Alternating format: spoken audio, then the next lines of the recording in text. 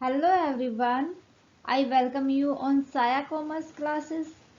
So 11th and 12th class term 1 को अच्छे से कंप्लीट करने के बाद उम्मीद करती हूँ कि टर्म 2 की तैयारी आपकी बहुत ही अच्छे से चल रही होगी। सो बोथ क्लासेस आपकी तैयारी को और अच्छे से करने के लिए आज हम डिस्कस करेंगे कि हम अकाउंट को किस तरीके से पढ़ें कि हम अकाउंट्स के अंदर अच्छा स्कोर कर सकें। मैंने अकाउंट्स की बात इसीलिए की है स्टूडेंट, क्योंकि अकाउंट एक ऐसा सब्जेक्ट है जिसके अंदर न्यूमेरिकल और थ्योरी पोर्शन दोनों के दोनों हैं। कई बार स्टूडेंट्स को समझ नहीं आता कि वो कितना थ्योरी करे और कितना प्रैक्टिकल पोर्शन करे। सो इसी कंफ्यूजन को दूर करने के लिए आज मैं आपके सामने लेके आई हूँ अकाउंटेंसी को कैसे पढ़ा जाए, इसकी स्ट्रेटेजी। सो करते हैं स्टार्ट। देखते हैं हमें अकाउंट के अंदर कौन कौन से टॉपिक को कितना पढ़ना चाहिए और कौन सा टॉपिक किस तरीके से पढ़ना चाहिए। ठीक है, सबसे पहले तो स्टूडेंट आपको एक बात याद रखनी है कि जो अकाउंट सब्जेक्ट है उसके अंदर बेशक ही न्यूमेरिकल हो, बट जो न्यूमेरिकल होते हैं उनके लिए भी तो हमें जो उनके टर्म्स हैं वो भी समझनी जरूरी होती हैं, क्लियर होनी जरूरी होती हैं। हम उनको किस तरीके से निकालेंगे, किस तरीके से सोल्व करेंगे, वो भी तो हमारे लिए जरूरी है ना। तो इसके लिए सबसे पहले हमें अपने कंसेप्ट को क्लियर करना चाहिए। सबसे पहले मेन की पॉइंट आता है कंसेप्चुअल। कंसेप्चुअल मीन्स, देखो अगर आपके सामने ना एक टर्म है बैड डेट, जो ये बैड डेट्स है आपके सामने, ये निकालने हैं आपको, इसके ऊपर इंटरेस्ट देखना है, इसके ऊपर आपको प्रोविजंस देखने क्या क्या। तो सबसे पहले ना आपको इस बैड डेट से रिलेटेड टर्म के कंसेप्ट को ही अच्छे से समझना है। मीन्स जब हम स्टडी करने जाते हैं तो इतना पढ़ो कि जो हमने हमारे सामने अकाउंट्स की जितनी भी टर्म है उनका सबसे पहले कंसेप्ट हमें क्लियर करना है।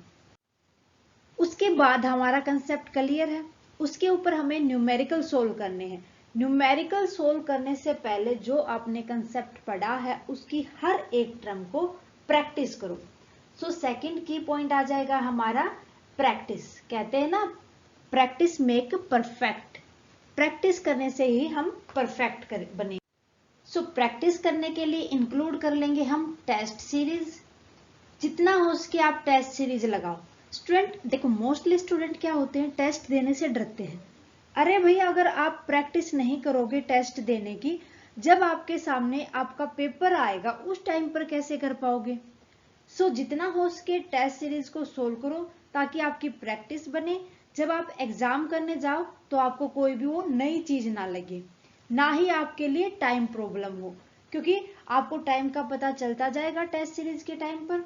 ठीक है, और एक मेन बात आपको अकाउंट्स के अंदर यही रखनी है कि अकाउंट्स को आपको डेली के डेली कुछ ना कुछ पढ़ना है। कोई भी टॉपिक उठा लो, जरूरी नहीं कि जो आपका करंट में चला है उसी को उठाओ।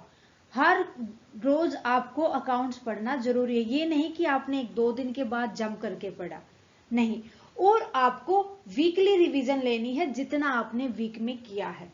थर्ड की पॉइंट आ जाता है हमारे लिए वीकली रिवीजन, कि डेली के डेली आपको रिवीजन जरूर लेनी है। और वीकली का मतलब क्या हो जाएगा, जितना आपने थ्रू द वीक पढ़ा है।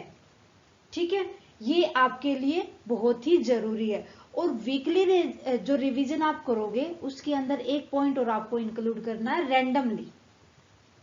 रैंडमली का मतलब हो जाएगा जो आपके पास इलस्ट्रेशन है आपने सोल्व की, कुछ इलस्ट्रेशन, ये नहीं सोचना कि उसका सॉल्यूशन आपके सामने है, ना ना, ऐसा नहीं सोचना आपको। बस ये सोचना कि वो अनसोल्व्ड है।